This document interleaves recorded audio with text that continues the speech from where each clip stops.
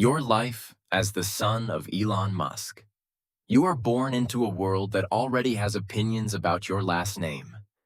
Your father is worth more than the GDP of most countries. He owns a rocket company, a car company, a brain chip company, and the internet's town square. The day you arrive, he posts about it online. Within an hour, strangers are debating what kind of person you'll grow up to be. You are 3 days old. You didn't ask for any of this. But 400 million people are already watching. Your first home isn't a mansion in the traditional sense. It's a series of them.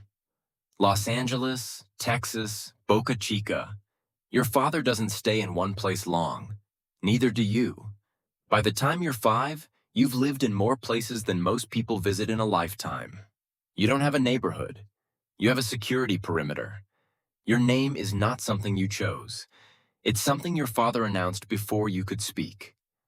A string of symbols, a reference to artificial intelligence, a nod to a Cold War aircraft. When you're old enough for school, no teacher calls it without pausing first.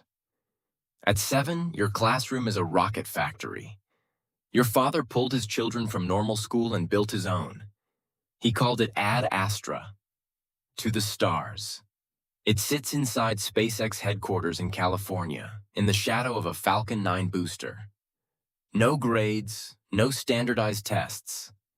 Instead, you debate ethics, build robots, and solve problems about colonizing fictional planets. There are 9 students total. You've never raised your hand in a room full of strangers. You never had to. On paper, it sounds extraordinary, and in many ways it is. But extraordinary is another word for alone. The first time you understand what your father actually is, you're about 8. You're watching him on a screen.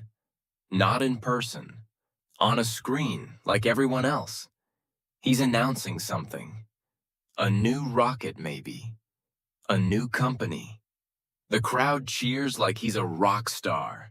You go to find him the next morning. He's already on his way to a meeting.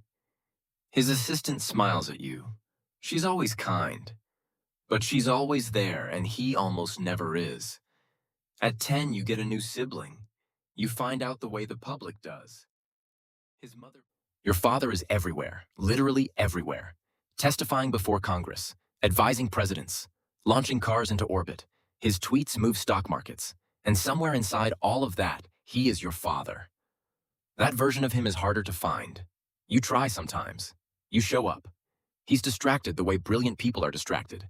Not cold exactly, just elsewhere. His mind is always running the next simulation. He once said the goal was to make humanity multiplanetary. You wondered, even then, whether that included you. At 15, you find something that belongs only to you. A skill. A sport.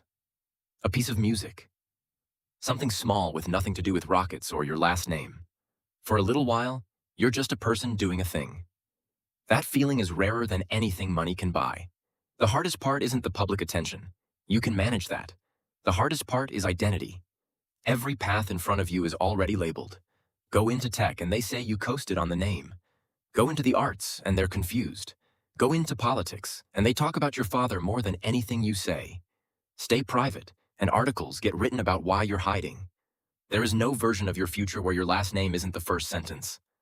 And you can't complain, you know that. You had a school inside a rocket factory. You watched things get launched into orbit. You have advantages that would seem impossible to most people your age. But advantage and belonging are not the same thing. One evening when you're 16, your father is in Texas. You're in Los Angeles watching a SpaceX launch on television. The rocket goes up perfectly. The crowd erupts. You feel something complicated. Pride, yes, but also distance. That moment belongs to the world. It always has.